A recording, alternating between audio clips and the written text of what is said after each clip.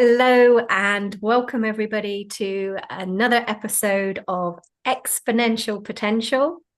And I'm joined with my amazing, fabulous co-host, Claire Oatway. Hi, Claire. How are you? Hello, hello, Happy New Year.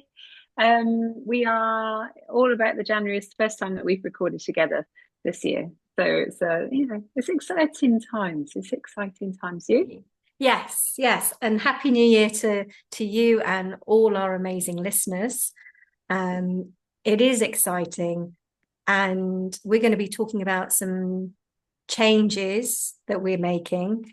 And I feel that 2020, I don't know about you, Claire, but I feel that 2025 is all about change and alignment. Oh, especially alignment. There's definitely so much of that energy, which is, guys, work out where you are and where you're going. And I felt that in 2024, towards the end, the things that were starting to release that would create space for me to, really follow my soul's purpose, as it were. So I do feel kind of we've been quite shaken up, but Mhm. there's a reason for it. Yeah, there's certainly a lot of uncertainty in the world, um, which we're all feeling, especially towards the end of the year with the US political situation and well politics across the world. Even if you don't follow politics, that energy you will be in around people that do, and it's shaken up families and businesses and created so much discord and polarity. And I think it's really shaking everybody up to look at well, it's an opportunity actually. You can either be distracted by it all, or you can bring yourself back, really back into you and go deep and look at what really matters to you, what's important to you, and what you can do for you rather than focusing externally on what's going on in the world. Yes. Yeah. Yeah, yeah. So today we have some news, don't we, Claire? Yeah, some big news and some exciting news and some scary news. Say, Yes, all yeah. in one. Big, scary, exciting. Hmm. Um, and some a little sadness as well. But um, sometimes, as you said, you need to create space to make way for what's to come, and Yeah. that's what myself and Claire have done, and we've come to a decision that this will be. I'm going to tear up. This will be our farewell episode. Yeah. And when we started, I mean, it's so lovely you talked about change. When we started 2.5 years ago, kind of, it was a real passion to help people to navigate through times of great change. And I feel so honored to have had you by my side. And I think we have covered so many different elements of this of, what's the core of, from my side, what's the core of networking? How do you prepare teams? How do you prepare yourself? How do you prepare relationships? And you've brought so much of that real self-awareness, that grounding energy, that preparation, the resilience. You've brought so much of that together. And I think we've blended really well. And so, if this is the first episode you're watching, go back to the start. We have, it's almost like we finished the book, isn't it? We've Yeah, finished the yeah, book, yeah. we're handing it over. Yes, yeah, yeah. Yeah, there has been so much that we've covered.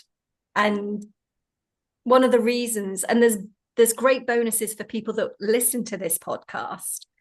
Um, but the thing that we've found very challenging is to have natural organic growth.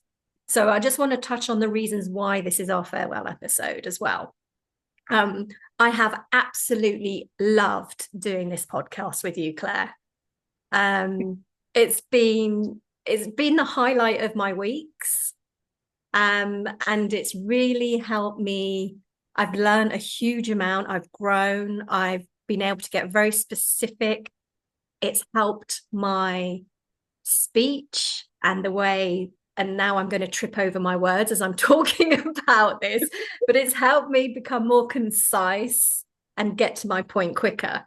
That's the feedback that I've had from people that's been listening to the podcast, because there has been a natural progression for both of us to be more concise and focused on our topic. So yes, we brought around so much leadership, business strategy, personal growth, change management. There's so many different elements to this podcast, and that is amazing for the people that have found us. But one of the biggest problems is our algorithms within podcasting and YouTube, and our organic growth has been incredibly slow. So that's one of the reasons that this is our farewell episode, and we're going to talk about what we're both going to be doing, or what we may be happening in the future. So that was one thing. The other thing, that myself and Claire are working on other projects as well, really focusing on our business. And for me, it's all about resetting and reevaluating and getting crystal clear on exactly who I serve and my messaging, because it's so noisy out there online, and most of my coaching online clients are online, although I am offering a in-person experience. People still have to find me online, and it's the same for you, isn't it, Claire? For sure. And I think that's been one of the things that's probably held us back in a way. So we've been able to be really, really super focused actually in each conversation, but actually our remit is really broad. Mm-hmm. And we don't, I describe us as maybe like a Harper's Bazaar. As a magazine, you've got fashion, you've got well-being, you've got careers, but actually at its core, Harper's Bazaar knows exactly who it is, and it has a really strong brand already behind it. So they can kind of flip and change, but the way that the algorithms are working, and this isn't the pitch about that, there's so many things that we've been learning, but the way it's been working, it's kind of not been quite the right fit to be reaching people. But equally, kind of both of us, I might add, are often ahead of the game, and it can be really hard because you're like, come on, come on, come on, come on, come on, and you kind of run out of steam, and it's like the rest of the world catches up. You're like, okay. We talked about that 3 months ago, and we don't want to be providing episodes because it's trending. And it's the latest thing, because we're all about authenticity and heart, and we want to serve our clients and our listeners to the best of our abilities. So it's very time consuming doing a podcast, and I would say it's actually a full-time job for it to become successful. It's been amazing. It's been an amazing tool for both of us to build credibility, and it's an amazing reference site to point people back to certain episodes within what we've already done. So we won't be taking down any of the episodes, so don't panic. They'll all be there. And what I would like to do in the future, when I'm ready, is to actually create a podcast that's around something very, very specific. And it's interesting enough because we're talking about change today. And even though our title is Exponential Potential, Thriving Through Times of Change, it's going to be more for women that are craving change or uncertain about change, want to feel fulfilled but feel stuck and trapped. And it's going to be all about that's what I'm going to be working on, what I offer my clients, all around helping them move through that change with courage, and building that self-belief and that confidence, and prior to that, the clarity and awareness it is needed to make those big bold changes. And I think you've described that really well, and there's a few elements to pick up on. One is yes, it's a lot of work behind the scenes for sure. I don't regret any of our time. No, at all. And I wouldn't put anybody off if they said, "Oh, I'm thinking about a podcast." I would openly share lessons, but I wouldn't put people off, because it's been a great way.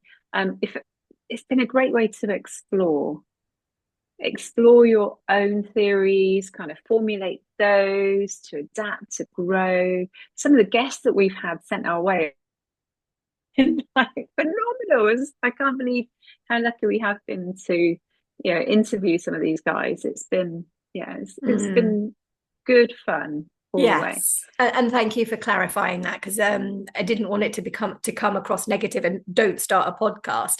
It has been incredible in what it's brought us in our relationship, what it's brought to our listeners, and as you say, the guests that we've had on, the relationships and connections that we have made are priceless. So yes, I do not regret any of the time that we've spent doing this. It's been an absolute pleasure, and it's been so much fun, and we have learned so much from it, so we're able to give more than we did before.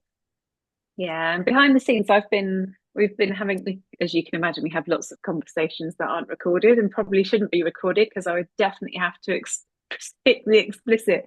But behind the scenes, I've had a sneak peek at what Jen is creating in terms of this concept of a service around change, and you have had some of those taster elements, so you'll know and understand, the richness that Jen brings to that. And so I've had a chance to see how that's evolving and developing, and it's kind of one of those, imagine if we were besties that lived together in the same house, and then you said, I've got a ticket that's going to take me to Australia, but I won't be able to have takeout Friday.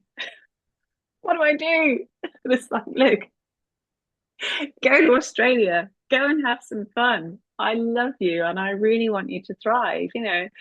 We can FaceTime for the takeout Friday, but things develop and grow. And so I have so much respect and love for you as a person, and also the impact that you are meant to have on this world. And so I really want you to thrive, and I just am excited to see what this next chapter looks like. And for you as well, Claire, because I know that you're running with a lot of projects at the moment, and you've worked with some incredible people that you don't shout out enough about, and I know you're going to. But Claire's worked with Warwick University, Cambridge University, and a joint project with Cambridge University and the Financial Times.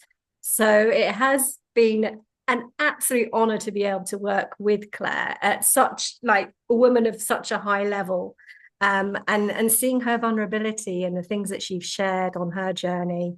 And I think we're both really passionate about making an impact on, specifically for me, women's lives, and for Claire around leadership and business strategy, and bringing leadership into the modern world and creating a whole new way of doing things that have meaning and purpose and fill people with joy and fulfillment in their jobs. So yeah, there's some really exciting things that are going to be happening in the near future. You're absolutely right. There are some crazy projects that I get involved in, and you can probably pick them up through some of the conversations. Once I start talking about AI or ecosystems and collaboration, I just go off into this ding ding ding ding ding ding ding world, because it's my zone of genius. But actually, I think kind of where we had that really strong overlap, these are like two different chapters that I think the world needs our depth and our message on. So for me, as to next steps, I'm certainly looking at how to bring much more around leadership and strategy to emergent leaders, to growing leaders, kind of how to prepare for all of this change, how to consider AI. I mean, we've talked about apocalyptic change in the past. Apocalyptic. Apocalyptic. I just feel this is an era that is unlike any other we've experienced. And so I want to help as many businesses and as many teams to move as seamlessly as possible. And kind of one of the reasons why I'm so passionate about leadership is that my own value set around leadership empowers and enables people to touch their talent and to bring that through and to have a huge positive impact on the world. And actually, kind of my negative experience in leadership have been when they create unnecessary suffering and stress. So that's why I'm in this business, and I kind of, I want to be able to take that zest with me for sure. Yeah. And there are many, many women like us that do want to have that incredible impact on the world, whether that's the environment, whether that's in business, whether that's on their loved ones, or on other women. And I think this podcast that's one of the biggest reasons we started this podcast, to empower and inspire other women, and show there's women like us everywhere, and we are changing the world. So with that, in terms of change, I want to talk about change in terms of what it takes to create change, and not just big change, but big change in your own personal life. Whether that's, and also I want to talk about the personal experience we've had around the podcast in what brought us to having that conversation. And it's listening to your inner voice, and having the courage to embrace that change, and having the courage to have those brave conversations. So that's what we want to delve into. And I want you to sort of think, the listeners, to think about, have you ever felt that nudge, that inner call from within that's urging you to make change? Have you experienced that, Claire? Well, I've experienced that recently because I've been doing a piece of pro bono work locally around AI and young people. So I've been working with a local youth group here, the Youth Parliament here in Plymouth, around their experiences of AI, their understanding of AI, trying to get them really excited and connected into the local technology sector. So that has developed quite a bit of steam, but I've hit quite a big obstacle. It may still work its way through, but there's been a change in people involved in the project. And even though I'm bringing an invitation to take young people to London for their voices to go to Paris in February to world leaders, kind of the priorities. Well, this is what I'm offering, and then connecting in with the university and the tech sector. But the pushback that I'm getting is, we don't have the capacity. We need to focus on other priorities. And there's so much in me that is, yes, but it's really important for these young people. And I've fought really hard for a regional voice to be there, and for young people who are like my son to be there. But sometimes when you face the blocks, you really have to question as to whether it's you projecting your perspectives and who owns this more.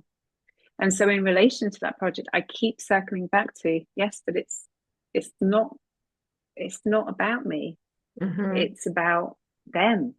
And it doesn't really matter how much I have or want or can see.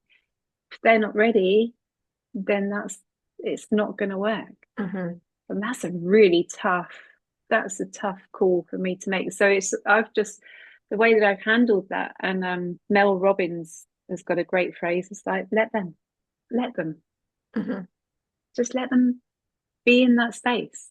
As I said, as a preface, it may change. We may get to London, but we may not. But ultimately, my control, my sheer force of will is not going to make it happen. It's like, just let go.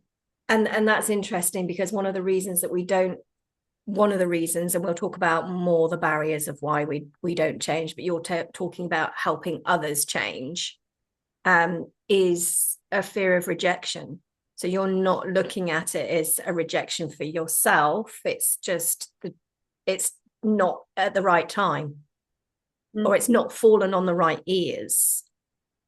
But it's interesting to see how things circle back when you let go as Well, well. the bloody Keir Starmer standing on the stage and going, AI is the most important thing for the UK economy. And I'm like, I know.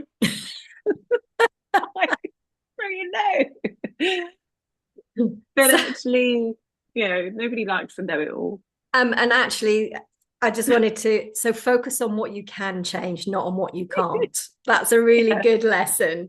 And do what you Yeah. can, like you have done. You've done what you can. You've spoken now. You've given your wise and you've shared your wisdom around this. And it's knowing when to go, okay, I've done everything I can. Now I need to step back and let them see how it unfolds and give space for that to unfold as well, if it does unfold. I think sometimes with things like that, the universe comes up with something the or even better. Yeah, for So sure, for sure. And also, one of the lessons in it, and you're right around the fear of failure, because I had wrapped up my interest and my ego in that project being a success. So kind of it not progressing, I feel like people will see that I failed and like, well, no, actually they'll see that I've tried. Well, Like, yeah, that's yeah, and that's great. It's good enough. It's good enough. I tried. And I learned. And yes, yeah. yeah. So I think that's even if that situation doesn't relate to you, it relates to us all in knowing when to let go and stop trying to control other people to change, or stop kind of trying to control change that's not within your control. So it's really ultimately bringing it back to you and what you can change within you. So recognizing the call for change, and this is something that we can bury when it's frightening, because change can be very scary, especially when it's big, bold changes like leaving a job that you've been at for 15, 20 years, or Mm. leaving a husband, whether you've been with them 2 years, 10 years, 20 years, 40 years.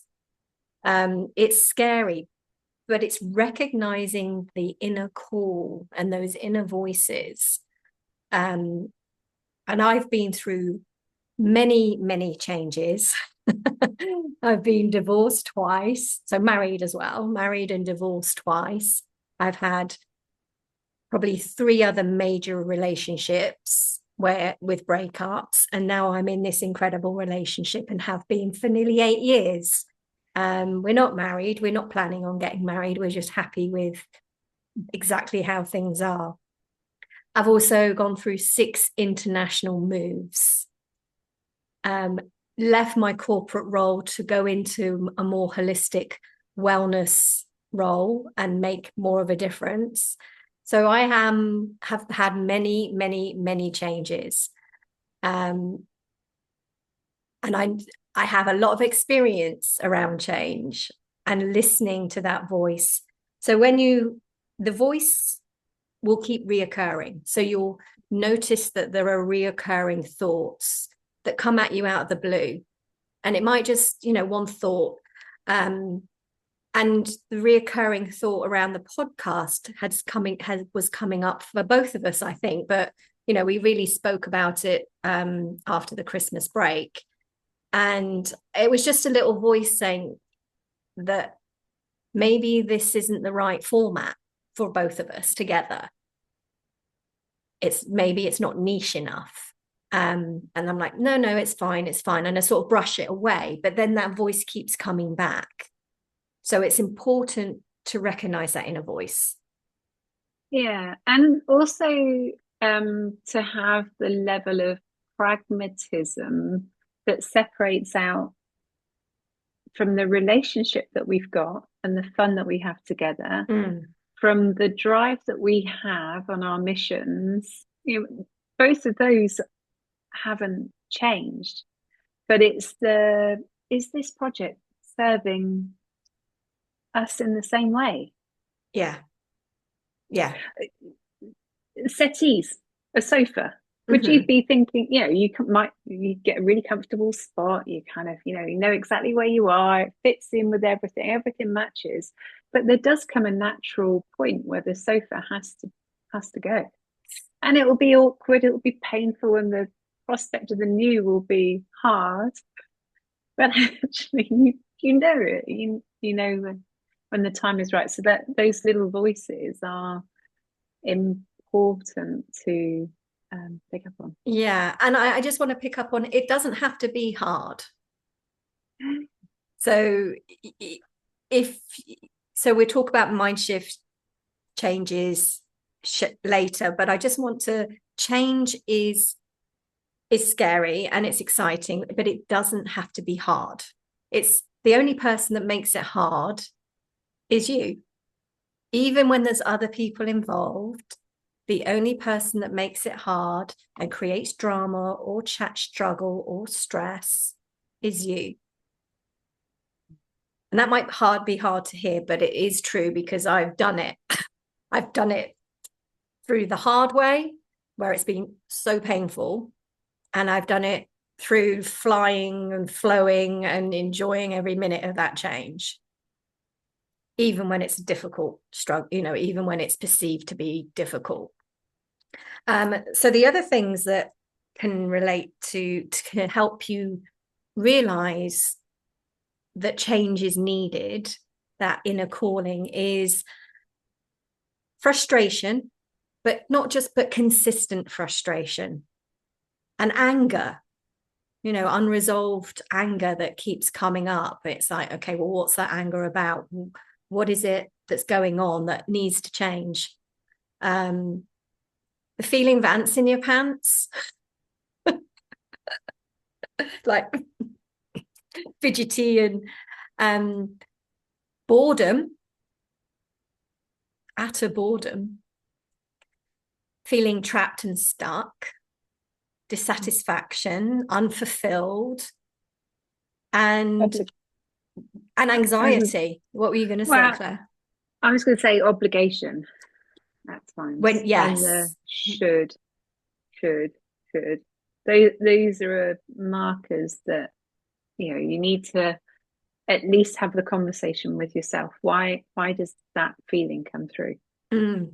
Yeah, especially obligation, and I should be shoulding all over yourself. Yeah. I should be doing this, I should be doing that. And especially as women, where we have been conditioned to put everybody else's needs first. We are conditioned to be the nurturer and the carer, to make sure everybody else is happy, and that we feel responsible for everyone. And that's one of the barriers as well. That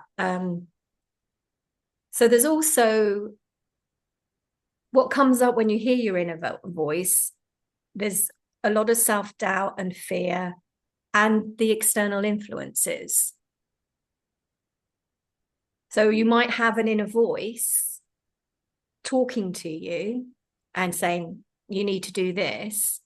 But then if you voice that to somebody externally, they might then just poo-poo it, and you go, oh no, I'm not going to do that then. Or you don't listen to it because you doubt that actually that's correct. I'm just having a funny 5 minutes, or it's that time of month. I've just gone through something, I'm not quite sure. And of course, fear, all the fears, which we'll talk about in a minute as well. Anything you want to add to that in terms of inner voice, the call of inner voice? Well, I think around the inner voice as well. And for me, it's like the 1,000,001 times I've fantasized about moving to South America, just like in South America. Wow. Got no connection there at all, but it's just like no change. We're going to talk about that, Claire. maybe not on this call, but we're going to have a private conversation about that.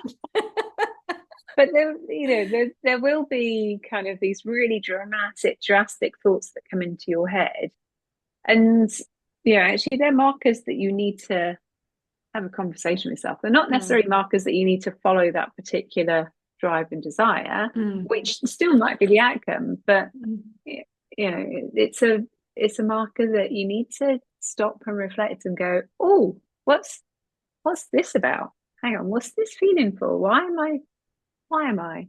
Oh, should I? Hang on, where does that go? It's the little cues, and I think you've described that, not just in terms of the voice, but also how that shows up in your body, because your body gives you so many messages that things aren't quite right, aren't quite in alignment. Yeah. And distinguishing your inner voice from the fear and the self-doubt and other people's voices is what's one of the things that's really beneficial is, as you said, reflect. So give yourself time to sit with it. Give yourself time to go out for a walk in peace and quiet and ask yourself some questions. Yeah, why am I, what's that about? Where's that come from? And see what comes back for you. But you need to create space so that you can really tap into that and understand it. So some people like meditating, some people like journaling, breath work, going out for nature. Maybe it is talking to someone that you really trust, and ultimately speaking to an expert like me in personal change, to help you, because it's all about gaining clarity. So I want to talk about what happens when we ignore that inner voice. Have you had experiences, Claire, when you've heard the calling, you've heard an inner voice, you've had a feeling, and for those that are watching, I'm leaning in as I'm talking, and that's a big cue from your body. If you're leaning in as you're thinking about something, it piques your interest. It has you lifting yourself up, and you're like, oh, notice that, because they are really strong cues that your body is literally moving you forward towards it. Yeah. Well, from a professional angle, absolutely. I've had the little voice that says, no, it's time to move, it's time to move. Or it's time to explore elsewhere. And for one reason or another, don't follow that. And the effort level just seems to get harder. Everything just seems more difficult, or relationships feel more tense because you're like, no, it's going to be okay. No, now's not the right time because of this happened, needs to be in 12 months' time. But actually, everybody around you knows no different. It feels like you've put on a big over jacket that's just weighing you down, and you just feel like you're soldiering through a lot more. So kind of it takes a lot of your passion and drive out, if you don't listen. Yeah, and you become incredibly flat and a shadow of who you really are. You lose that sparkle. Yeah, and if you continue to do that, certainly within, whether it's a job that you want to leave or a relationship that you're unhappy with, you continue to ignore that calling, you will become more resentful. There'll be more arguments. There'll be more stress. There'll be anxiety for a lot of people, especially going into a workplace that they don't want to go into. Maybe it's a toxic environment, or they're not getting the support and appreciation that they feel, or they just know that there's something better for them, like, I don't know, moving to Bali and opening a paddle boarding yoga business. And that comes back to the conditioning. We shouldn't, we couldn't possibly do that. We should be ticking the boxes and doing what society tells me and doing what my parents expect of me. But if we ignore that calling, that's where it makes things really difficult. And Eat, Pray, Love comes to mind, where Elizabeth Gilbert's on the floor bawling her eyes out, and I'm sure we've all been there. I know I have, going, what am I doing with my life?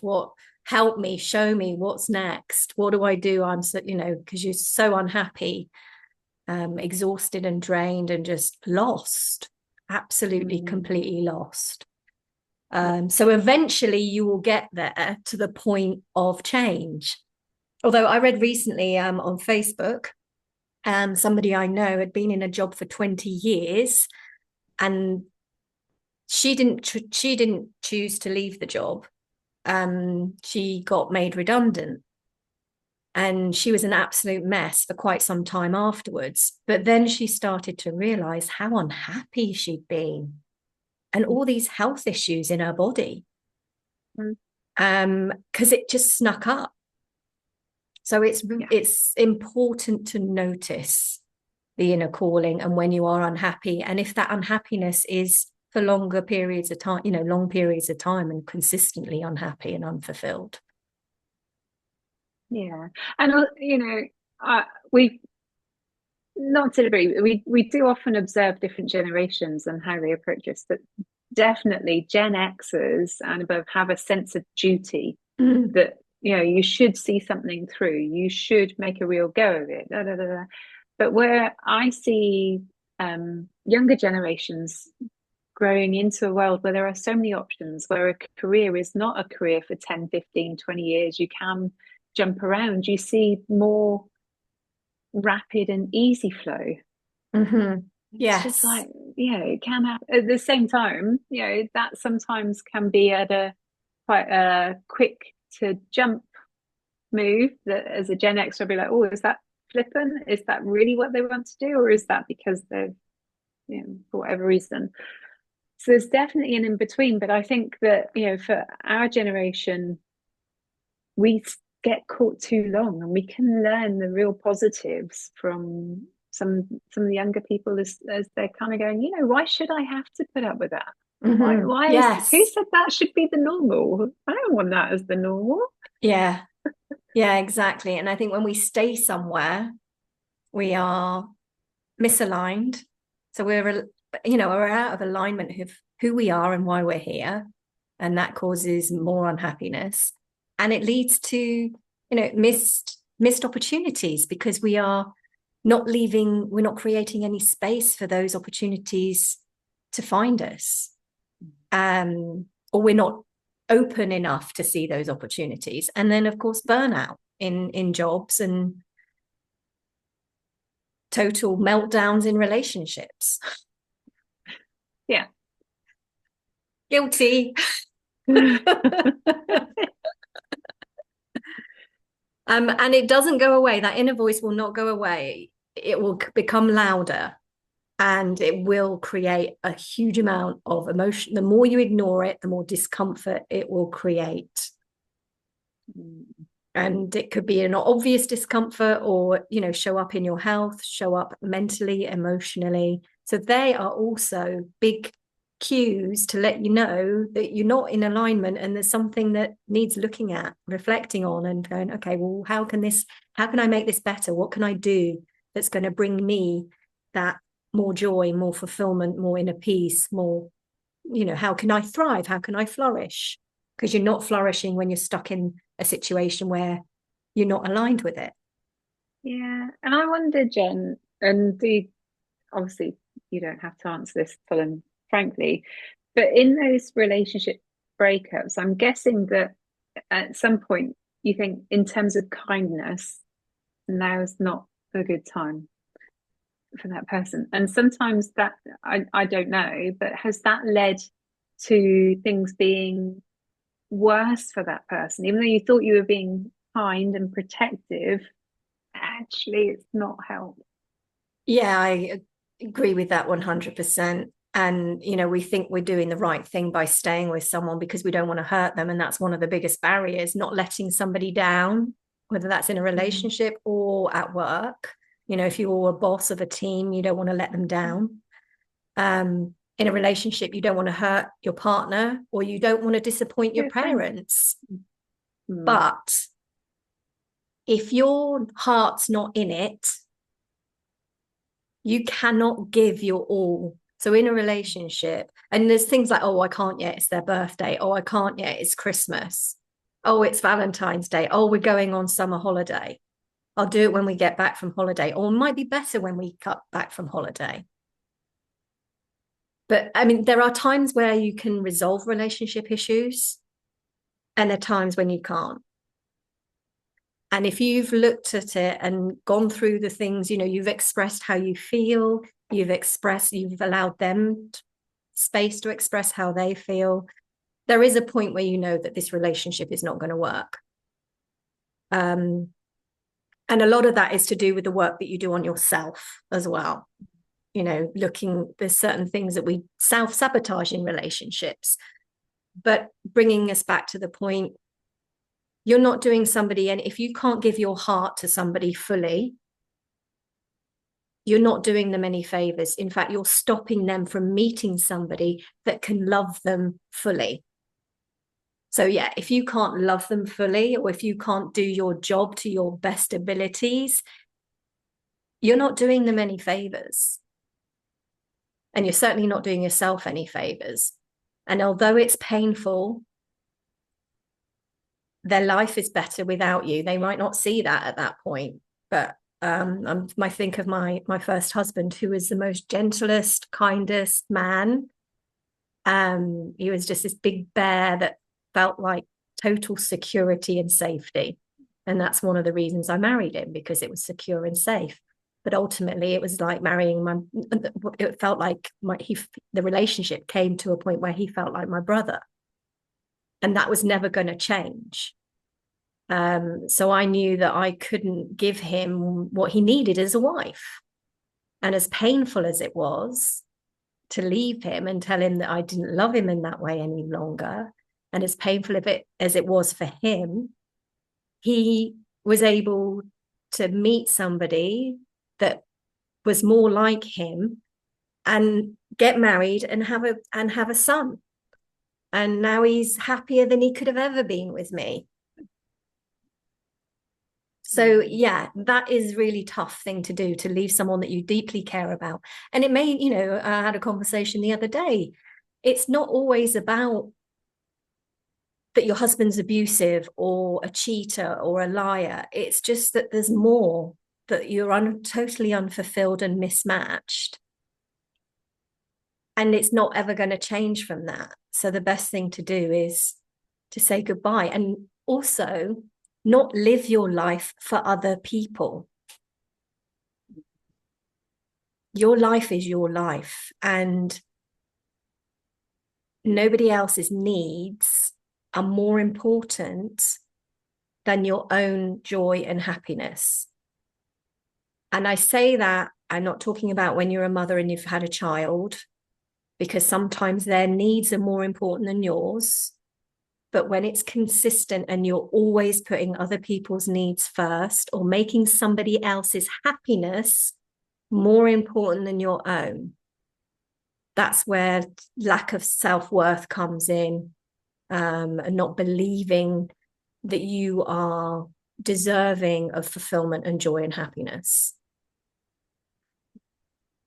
That's huge as a barrier, isn't it? And particularly in relationships, and particularly for women in relationships.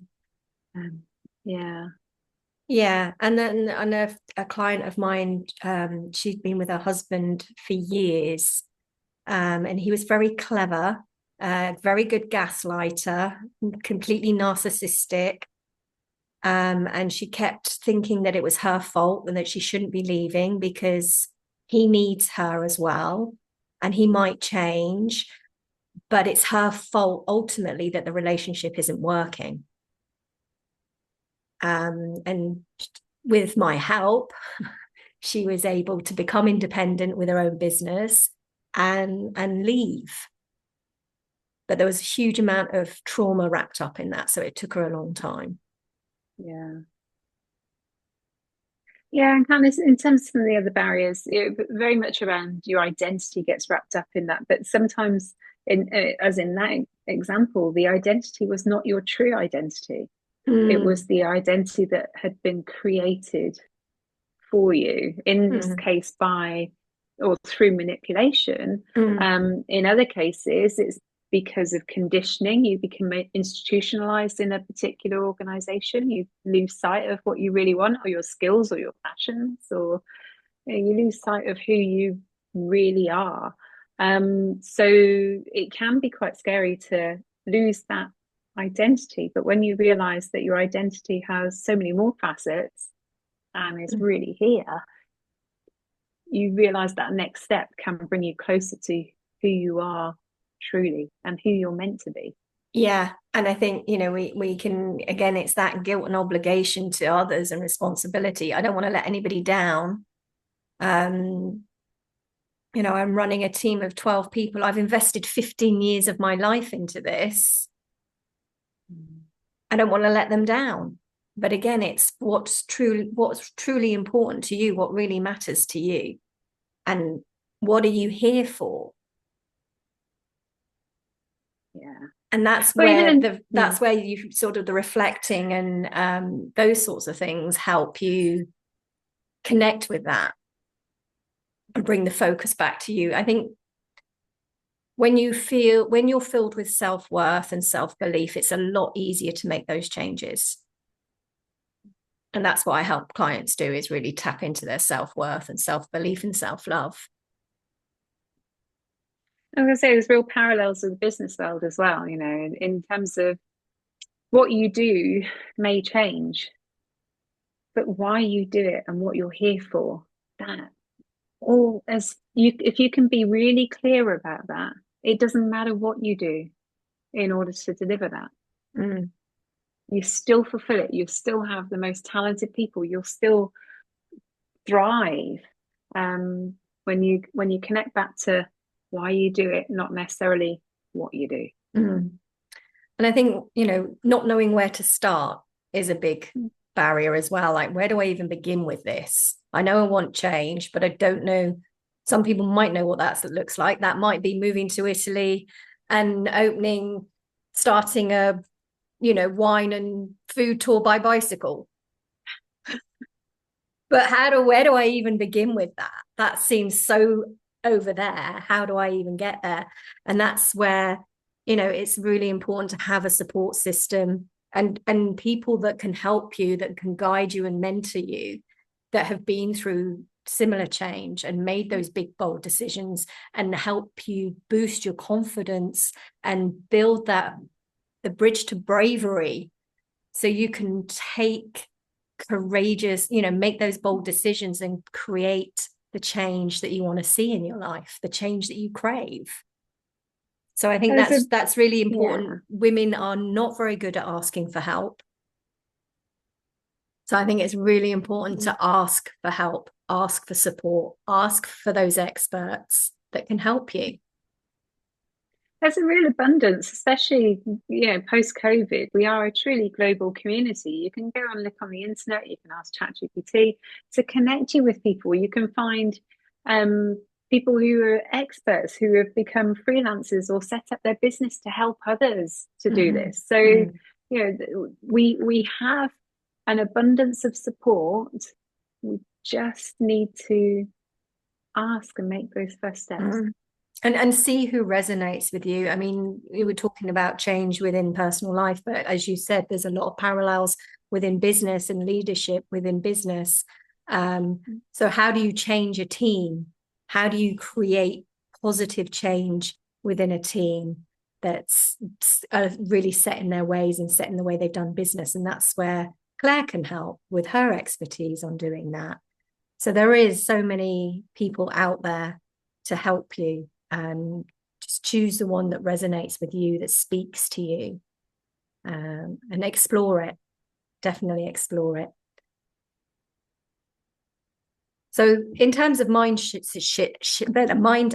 shift, I nearly said something explicit then, Claire. I nearly got my SHs and Ts mixed up. Around mindset shift, I think we touched on some there in terms of really looking at your life and what's important to you, what really matters, what makes you tick, what lights you up, and what are you here for? Are you here to just bumble along every day and feel stuck in the rat race, or just same day every day, but just different struggles, different issues, different pressures? Or are you here to live life and enjoy it and feel fulfilled and create the life that you want to create, a life that you truly love? So I just want to touch on, true change begins when you prioritize your own growth and well-being. And this is a good one that women do. We're very, very good at running on empty. Having an empty cup. How can you give to somebody else? How can you pour from an empty cup? You can't. You have to fill your cup first. And that's not just the only reason to fill your cup, because you should be filling your cup for you anyway. But if you want to make a contribution, if you want to make a difference, you have to fill your cup first. And when you honor your needs, you create space to inspire and uplift others with a fuller, more authentic presence. And authenticity is a big thing. Being authentic to yourself. I've got a little puppy that wants to come and say hello. Oh, see, my ends is in his bed now. He's gone to sleep. So those that can't see, that aren't watching on YouTube can't see this adorable puppy that's giving me lots of love. But yeah, so I think it's really important to sort of make way and build the bridges for others to it's almost like giving other people the permission to live their life to how you want it. Like you were saying, move to Mexico, move to Southern America, Peru, wherever that might be.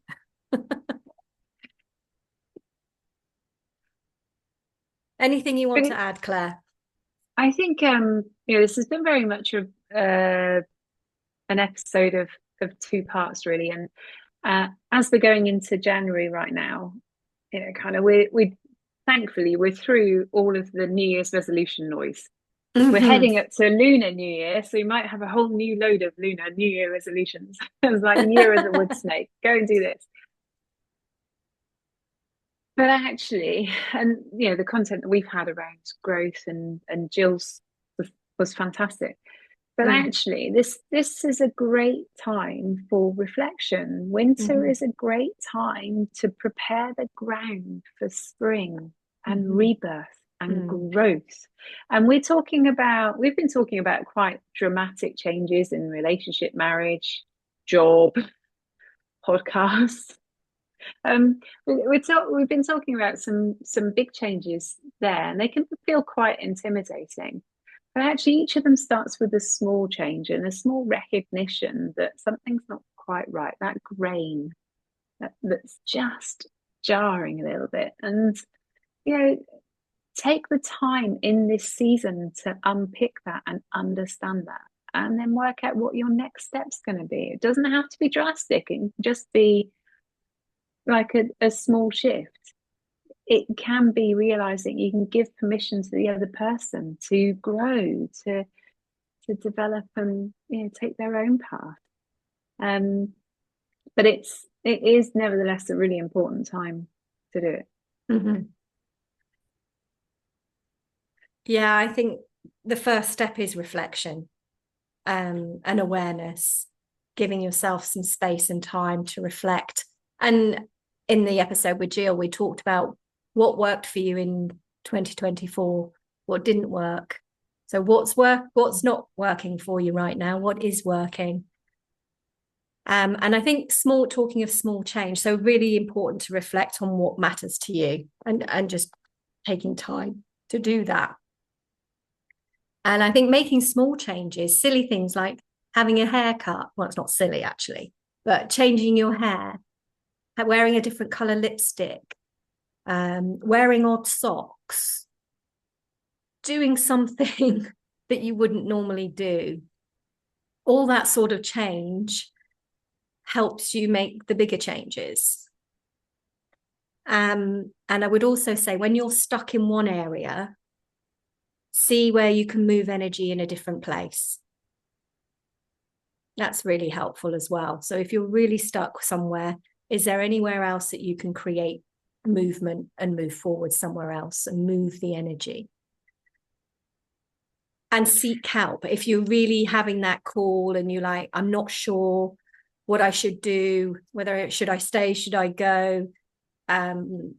and you have been stuck for a while and you are ready to gain clarity, at least gain clarity, then I highly recommend you reach out. And have courage. Mm-hmm. Have courage. Remember, sometimes things aren't permanent either. Yeah. So you just try some different things, see how it goes. I described our journey earlier as, this is the end of our first book. we may co-author again in the future. We'll definitely be in each other's lives for sure. But kind of it's that's always open. Yes. Yeah. And I think bringing yourself back to what matters to you, and just rediscovering what matters to you, because we get lost in those identities and the roles that we play, and some of us need help discovering and exploring that. Yeah. So watch this space for where myself and Claire are going. We will, then there will be maybe some shorts or something just to keep you posted on what we're doing. Of course, reach out to us. So we are both, I feel the power of our journeys, Claire, and the impact that we both want to make. And whether that's leading with vision and purpose through Claire's leadership expertise, or making bold, transformative changes in your life with myself, the next chapter you won't want to miss. So keep tuned, and we'll put our links as usual in the description. And if you are called, if this has really resonated with you and you like what you hear, connect with myself or Claire, and whether it's through that leadership growth or personal transformation, don't hesitate to reach out and contact us. We love to hear from you. We love to see how we can help and support you. And if this is your first lesson, if this is your first episode, go back and listen to the other ones. Yes. For you in good stead. Yes. Yes. Yeah. Yeah, for sure. But Jen, it's been an absolute blast with you by my side, and it's going to be very weird, but actually, that's all good. Yeah, scare-sighted. and yeah, as you said, we will still stay in each other's lives, and I am expecting Claire to come and visit me in Italy for sure. And I'm sure there'll be collaborations in the future with us. And if we do our podcast if we do decide to go that route, then we will make sure that you know about it. So I want to thank listeners for listening and sticking with us. And you watch now, Claire, our subscribers will go up through the roof. And I want to thank all the amazing guests we've had on. And Claire, thank you. It has been an absolute honor and pleasure working alongside you and creating what we've created. Well, I think that's there you go. I'm just sending you lots of hearts because I know how to do it, and Jen doesn't know how to do it. I don't know how to do it, so I'm going to go kisses. Oh no. So listeners, you guys have made it so much fun for us. And thank you for being with us every single step of the way. And we're still the bossy old aunties in the corner, tell you a thing or two about how the world works, and help you along the way, because your journey is our journey. Yeah. Thank you. Take care, everyone. Bye-bye.